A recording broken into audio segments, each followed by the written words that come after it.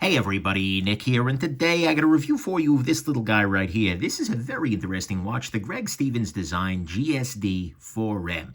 First off, though, I want to thank very much my Patreon patrons. They're not only the folks who make the channel possible, but they make it possible for me to see a really cool watch at a show and say, you know what, this looks like a really cool maker making a good product that I'd kind of like to show off to the world, and just to make the purchase, just to like, yeah, sure, $925, why not, right? It makes it very, very easy for me to do that, and so I very much appreciate that. Thank you, patrons. Next things, let's do a little bit of size measurement real quick. Pull out my calipers real quick, and we'll go ahead and do a measure. Here we have the measurement of it overall, without the crown, is about 41 millimeters here. Yeah, 41, 42 millimeter in there. The lug-to-lug distance on this guy is 49.4 millimeters. The overall thickness of this guy isn't bad at all. Go ahead and see we're about 11 and a half millimeters, which is good. And then the lug width on this guy is 22 millimeters. I know that because all of my 22 millimeter straps have been working pretty well with it. So there you go. Next thing, what the heck's a GSD? Who's Greg Stevens? What's his design about? Well, Greg Stevens' design is a dude. I believe he originally started off making a bunch of dude named Greg Stevens, by the way. Go figure. But anyways, he started off making straps for watches, but then he's been doing other watches. He's been having watches sort of designed. I don't have a really great sense of exactly how he's doing. I know that he has a watchmaker that's putting these guys together, and I don't know how he's commissioning the parts, but basically he is having watches made to his specifications, and this is one of them. And so this is the 4M. There have been other versions, namely a 1, a 2, and a 3. I don't quite know what the M stands for, but maybe it's mobile as opposed to a clock. I don't know. Anyways, it is the 4M, and so that's what he's doing. He's having all these watches made, and that's kind of cool. So anyways, let's go on ahead and jump into the good, the great, the bad, the ugly of this very interesting little watch right here. So on the good side, to start with, the size on it is actually pretty decent. It's not too big, it's not too small. It works relatively well, even on my 6.75-inch wrists. You know, I'm a fan of the size here, and it's also relatively thin, which is nice. There are so many really overly thick watches these days. This one doesn't feel that way, so that's good.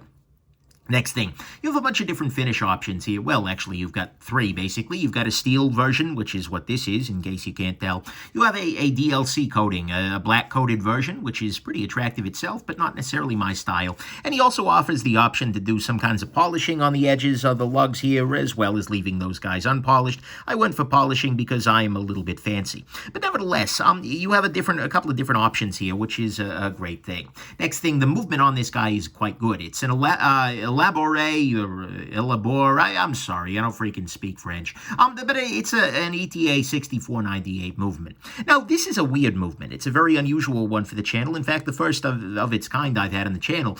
It's relatively slow running, but it is quite accurate. It's been running, in my experience, they regulate it at the factory there. Factory at the watchmaker shop. It's been running about a second a day off, which has been really good. He said they really work hard to get them as accurate as they can there, and I've been very, very happy with that. And in fact, putting it on the time grapher, it's the furthest deviation I could get it was +2, and so it's really accurate. I've been liking that very much. This movement also has 2 full days of power reserve, roughly. It has a small seconds down here, so the second hand is actually down here going around quickly. There is no day, there is no date, and there is not even a larger running second hand, in case you can't tell by the fact that there isn't one, but still, there's that, and then, you know, it's very, very nice in that way. Next thing, this guy has a very, very nice loom. I'll go on ahead and charge the loom, although it's actually been charged, because I'm doing this not far from a window here, but I'll go ahead and charge it off camera with a pretty bright flashlight. What you can see here is that the loom on this is serious business. This is really good loom. This is all night long and some left over for the morning sort of loom. This is, oh yeah. As a loom snob, this is absolutely made me happy. I'm a big fan of it, 100% there. Next thing, 10 meters water resist. That's kind of necessary, but, you know, very often people, especially who sell watches on leather straps, well, they're not swimming with it. No, 10 meters is about what you need there. I'm sorry, 10 atmospheres, 100 meters. But basically, that just means you don't have to worry about water, which is a great thing. Next thing, this actually ships with 2 different straps. It shipped with this guy here, which is a leather strap, and I'll put that on in a minute here. which looks quite attractive. It also came with this sort of, it's not quite a NATO strap, it's more of a Zulu strap, but nevertheless you can see that there, and that's a great thing. Just having those different options, and it's a standard lug width, so you can use any other strap you like. I've liked it a lot on actually this MN straps guy for America's Originals. That's probably been my favorite strap for this little guy. Next thing, this guy has, it is very minimalist. It's a very clean design. There's really not much to it, and you can barely even see the logo in most lighting conditions. It's there definitely. You can see it jump out at you if you are at the right angles, but by and large, it's very, very clean. You look at it, it's spotting it. That's kind of cool, right? It's field watchy, but with good typography, good overall approach. The dial is mostly paint, certainly, although the logo's there. That adds something for sure. But this is a solidly minimalist watch. There are also some very nice details on it. You would get, for instance, differences in the polishing, where you get, a little bit more striation in the polishing around the outside here, but then a little bit more polishing on the lug area. You get a very nice little dome on the crystal here. You can see right there that sapphire crystal is nicely domed, which actually adds a little bit of visual intrigue to it, gives you another little ring around the outside there. You have the very subtle logo that I was already telling you about. You can see that the hands are actually blued. I'll see if I can get you a lighting condition that shows that well. Yeah, right there. You can kind of see a little bit of that bluing there. It's not your conventional black hands. Honestly, it's kind of cool looking, I guess. And then you get the sub-seconds dial, and it is actually a sunken dial. You can see right there that the sub-seconds is deeper than the rest of the face of the watch, which is a little thing, but it really helps to give this watch a little bit more pop. It's a very Spartan watch, but at the same time, things like having the logo popping up, the sub-seconds down, and all of those little details make this feel like, yeah, there's not that much to it design-wise, but it was designed. It's not just lazy. And so I like those details very much. Next thing, the price on this guy is quite good. It's about $900. Now, look, that's a lot of money. Some people, oh my God, Nick, and certainly you can get very nice watches for well under that. You can get a whole bunch of really good Seikos and things like that. And no doubt, there are cheaper watches to be had. Yet you can get freaking Casios but nevertheless, this is a pretty damn good price for a mechanical watch in this sort of realm that's keeping this kind of time, that's got some very nice details to it. It's not perfect, but you're getting a fair amount of watch for the money. I handled these guys at his table. So I met this guy at the USN gathering. He had a table there, and I was just like handling his watches, and then he told me the price. Is like, wow, that's weirdly low. And I believe that. I'm crazy. I mean, $900 is a huge amount of money to spend on a watch, but at another level, I feel like he's actually delivering a fair bit of value here. Then finally, on the good side, there's one little detail here that is so seldom found on modern watches, but is so damn good. It's been a while since I had a watch in my collection that has this, but that's these little holes right here. These are drilled lugs. And what that means is that you are able to just pop the strap off just by pressing a spring bar tool through here, and then it all pops out. You don't need to worry about using the little forks or anything like that. You don't need to be dicking around with this kind of thing. You can just literally press something through there and then pop that little handle out. And that makes strap changes an absolute freaking breeze. It is so very, very easy to change the strap on this guy because all you need to do is, pop it out that way and then pop the strap back in this way. You can basically do this with any very small little tool. And that's kind of a nice thing. It's very, very easy to change the strap around, and I appreciate that. It's something that's subtle, but it makes a major difference in everyday life, especially for a watch where you might want to swap the straps around. And so, to me at least, all that is the good, is that it has drilled lugs, which are really awesome, and I kind of wish were on all of my watches. The price is pretty solid. It's got great details. It's very minimalist, although still quite designed.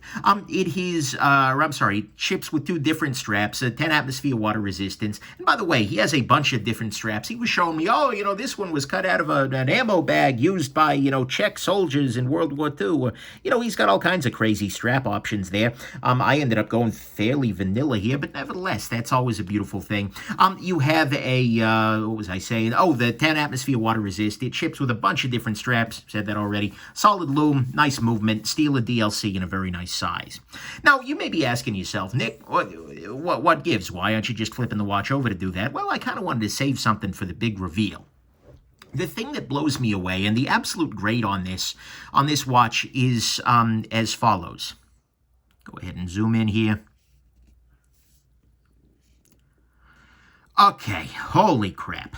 So, look, Mechanical watches are really cool at some level. A big part of the joy of a mechanical watch is exactly what you're seeing right here.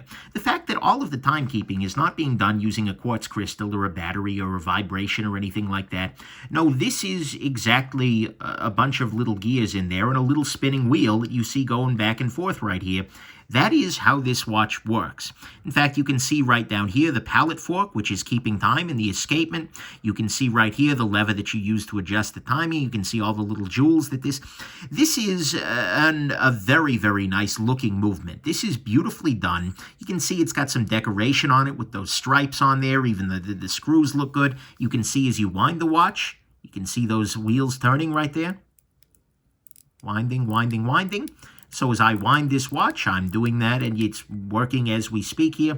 This is a watch which a lot of people are like, oh, that's a cool-looking watch. And then you flip it over and you show it to them, and they're like, oh, wow, that's cool. This is a mechanical watch that convinces non-mechanical watch people that mechanical watches are awesome. And you know what? I like that. I appreciate that a lot. I very, very much enjoy wearing this guy because I know that at any given moment I can just pop this guy, take this guy off and show off that really cool movement. And I think for a lot of people, that's really compelling. And so, although it definitely suffers if you're wearing a NATO strap or something like that covers the back of it, on a strap like this, which, by the way, is branded, oh, man, is that movement awesome. And so I'm using this guy, but I don't really super need to. So to me, at least, that's what's great, is that this movement is just so beautiful. And the fact that he's got this sapphire crystal, complete with, by the way, that silvery text on the back there, giving all the details. Oh, that's a nice shot in the back. Oh, boy.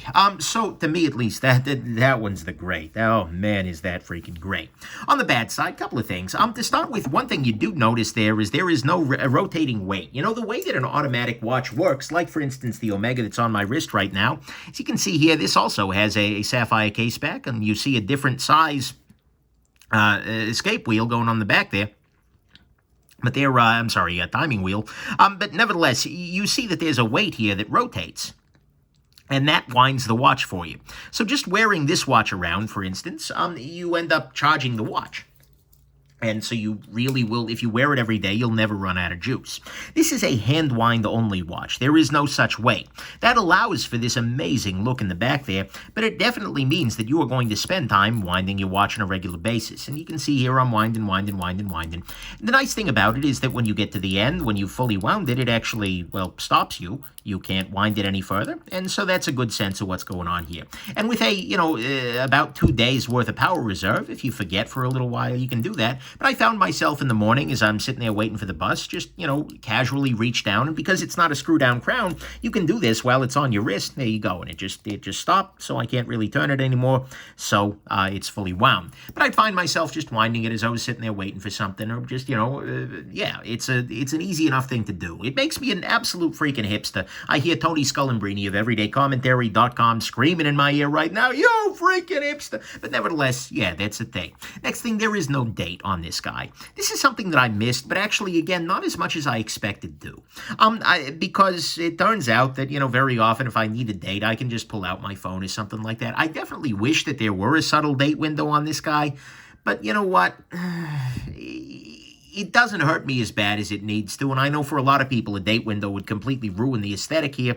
So, okay, whatever. And I do like the small second thing, by the way, because they're there if you need them, but it's also a lot more subtle if you don't. So, anyways, there you go. Next thing, this strap, the leather strap on this guy, I kind of like.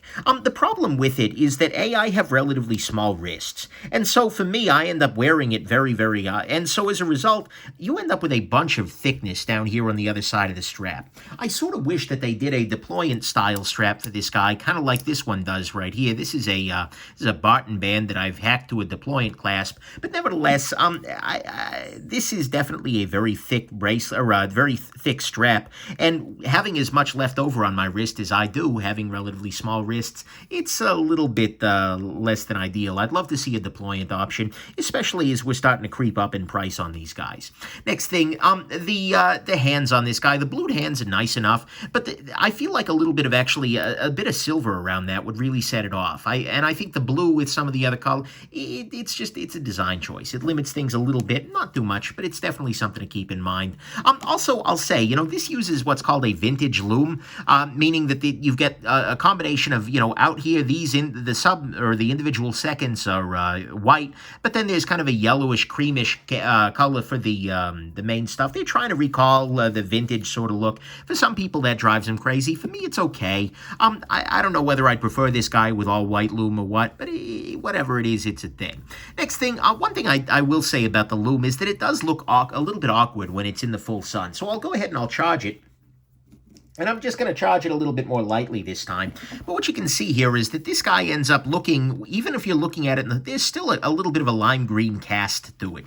And so a lot of the times, if you're out in the daylight, the loom actually looks kind of greenish rather than looking, creamy or off-white or vintage.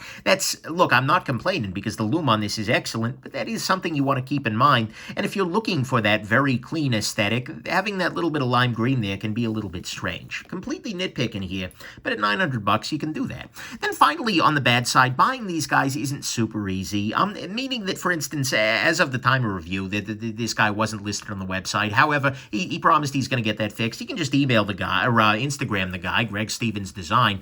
But still, I'd like to see that be a little bit, it's all through him, and it's been a little bit under the table, so to speak. Had I not found this guy at the G11, I never would have heard about this guy.